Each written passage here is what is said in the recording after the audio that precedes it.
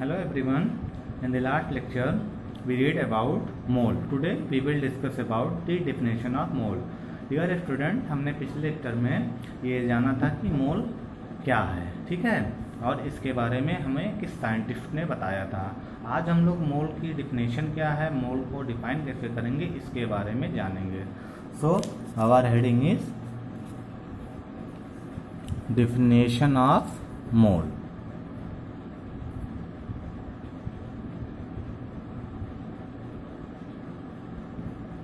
ठीक है, तो मोल की डिफिनेशन हम लोग फाइंड आउट करते हैं कि इसकी डिफिनेशन क्या होगी।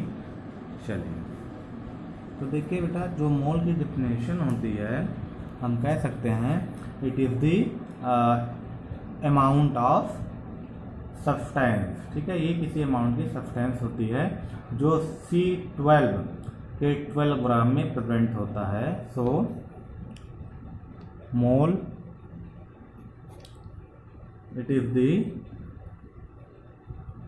total number of atoms present in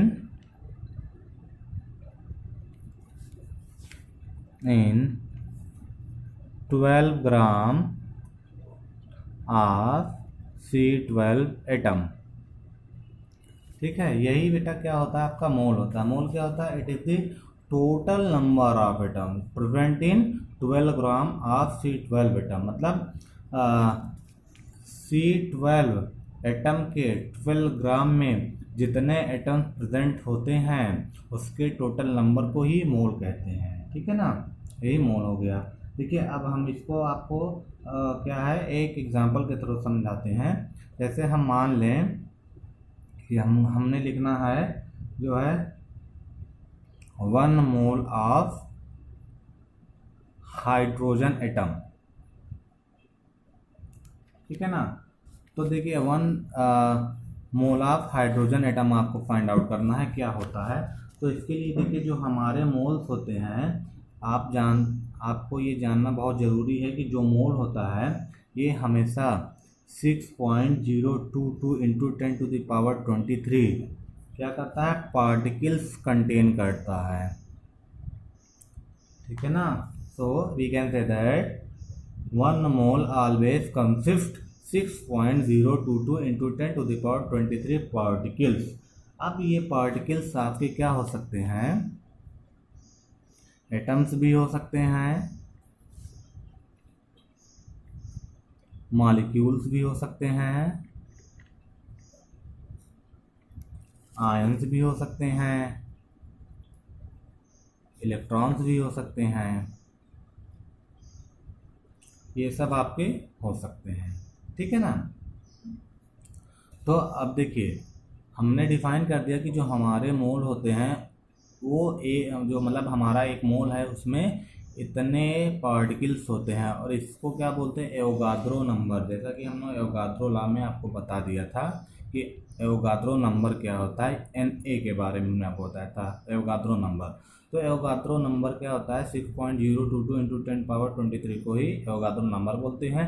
जो एक मोल होता है, एक मोल में इतने पार्टिकल्स होते हैं। पार्टिकल्स आपका एटम भी हो सकता है, मॉलिक्यूल भी, आयंस भी और इलेक्ट्रॉन्स भी हो सकते हैं। ठीक है ना, सो अब हमको फाइंड आउट करना है 1 मोल ऑफ हाइड्रोजन एटम। तो आप कह सकते हैं 1 mole of hydrogen atom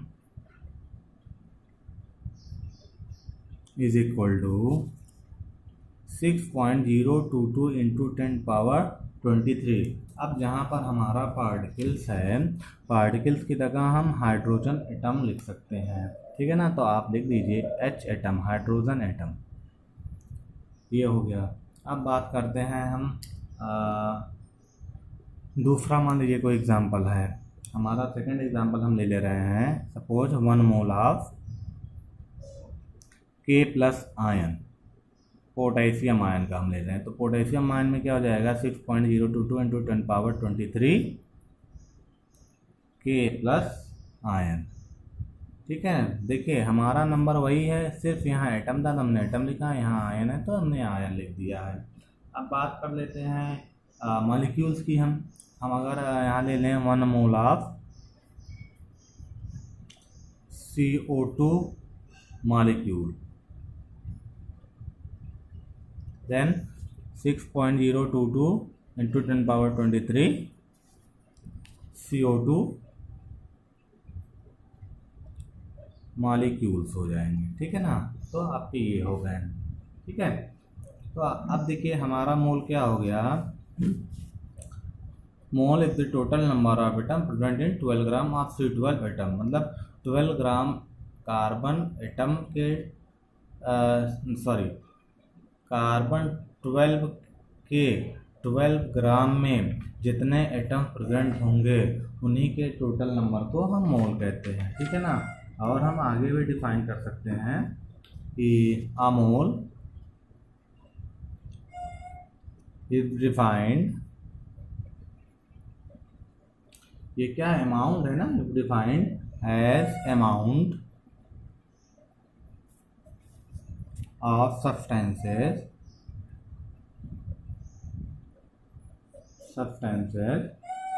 that contains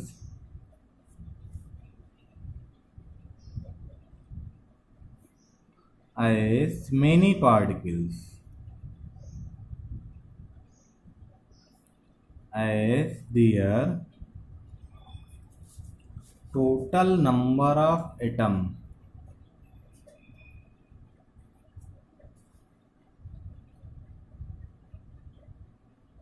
present in 12 gram of C12 isotopes. देखिए बेटा हमने C12 इसलिए लिया है क्योंकि आप जानते होंगे कार्बन के आइसोटोप्स के बारे में, आइसोटोप्स ऑफ कार्बन। तो इसमें 3 होते हैं, 6C12, 6C13 एंड 6C14, है ना। तो हमको कौन सा वाला चाहिए, हमको क्या चाहिए, ये चाहिए, ठीक है ना। तो हम कह सकते हैं कि जो मोल होता है, मोल क्या है, ये सब्सटेंस का एक अमाउंट होता है जो कितने बहुत से पार्टिकल्स कंटेन करते हैं, और ये पार्टिकल 12C12 आइसोटोप के 12 ग्राम में जितने एटम प्रेजेंट होते हैं उनके नंबर के इक्वल होते हैं, ठीक है ना। बाकी आप कह सकते हैं जो मोल होता है वो 1 मोल में 6.022 into 10 पावर 23 पार्टिकल्स होते हैं। ये पार्टिकल्स आपके एटम, मॉलिक्यूल्स, आयंस, इलेक्ट्रॉन्स कुछ भी हो सकते हैं। हमने एग्जांपल के थ्रू आपको बताया कि अगर हम लिख रहे हैं 1 mole of hydrogen atom is equal to 6, अब हमने हाइड्रोजन एटम की बात किया तो एवोगाद्रो नंबर और उसके बाद हाइड्रोजन एटम आप लिख दीजिए 6.022 into 10 पावर 23 हाइड्रोजन एटम के प्लस आयन लिखा है तो इतना एवोगाद्रो नंबर, इतना आयन हो गया, ठीक है। ये मॉलिक्यूल है तो इतने मॉलिक्यूल्स हो गए। तो ये बेटा मोल के बारे में रही बात, तो मोल अब फिनिश हो गया है। अब देखिए इसके बाद क्या आता है, परसेंटेज कंपोजिशन आता है।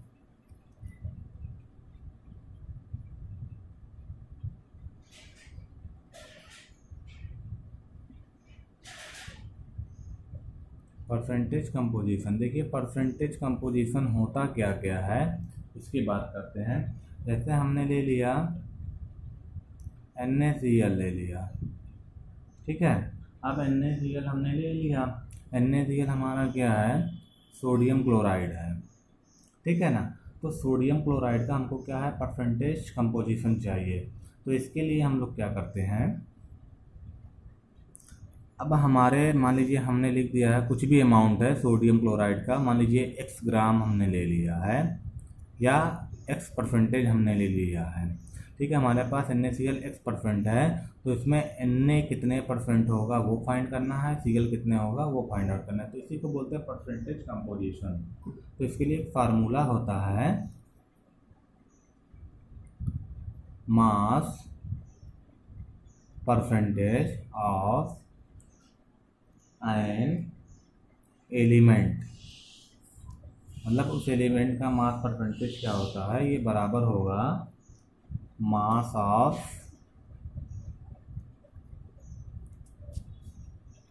एलिमेंट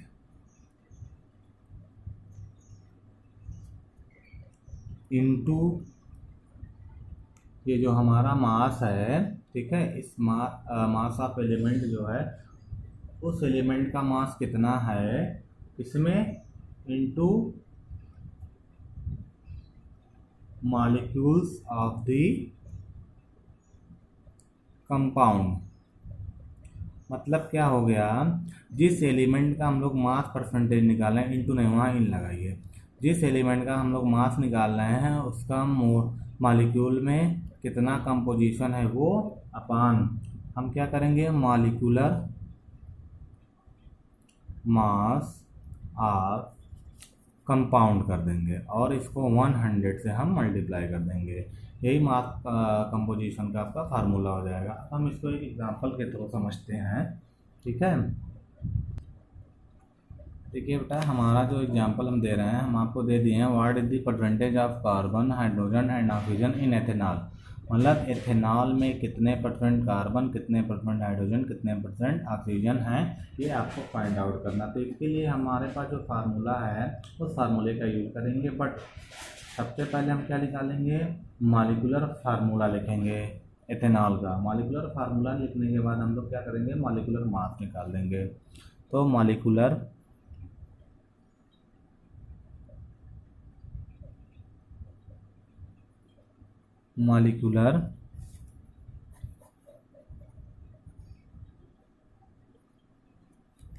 मास ऑफ, मास नहीं, पहले फार्मूला लिखेंगे, मॉलिक्यूलर फार्मूला ऑफ एथेनॉल।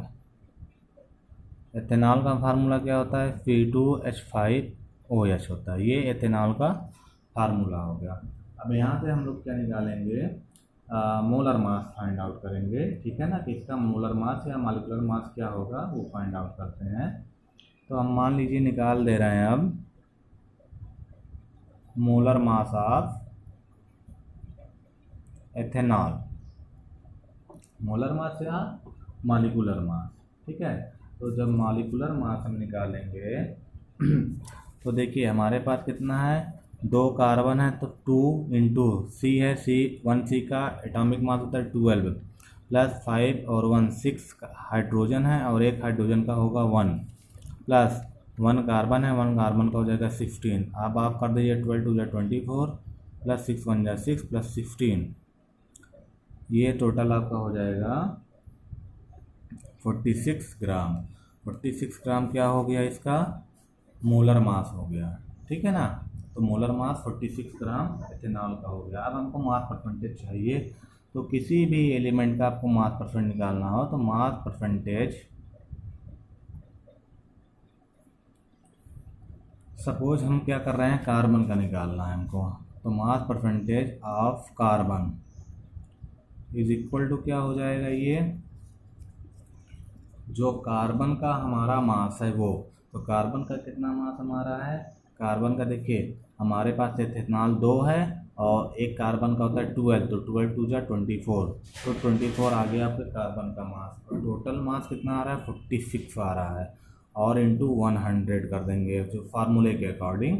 तो टोटल सॉल्व करेंगे, जितना भी आएगा वो आपका यहाँ परसेंटेज में आ जाएगा। सॉल्व करेंगे, सपोज हमने x परसेंटेज लिख दिया है तो ये x परसेंटेज आ जाएगा, ठीक है। एंड देन हम लिखेंगे कार्बन के बाद hydrogen, mass percentage of hydrogen. तो हाइड्रोजन का मास परसेंटेज जब फाइंड आउट करेंगे तो हाइड्रोजन का मास कितना होता है, 1 होता है। देख लेते कितने हाइड्रोजन है, 5 और 1 6 हाइड्रोजन हो गए, 6 लिखते हैं और अपान टोटल 46 इंटू 100। तो ये आपके जितने भी सॉल्व करने पे आएंगे, सपोज हमने y परसेंटेज लिख दिया, ठीक है ना, तो ये किसका मास परसेंट हो जाएगा, हाइड्रोजन का, और हाइड्रोजन का y परसेंट रहा। देन आपका ऑक्सीजन हो रहा है, तो मास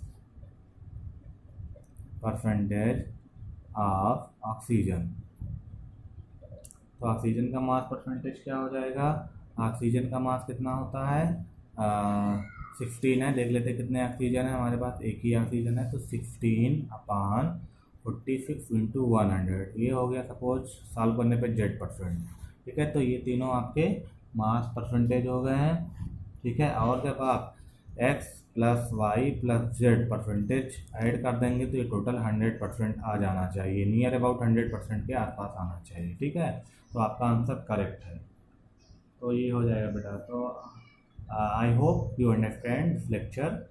सो बेटा आज के लिए इतना ही। हमको उम्मीद है कि आपको समझ में आया होगा ये लेक्चर। बाकी नेक्स्ट वीडियो में, तो थैंक यू।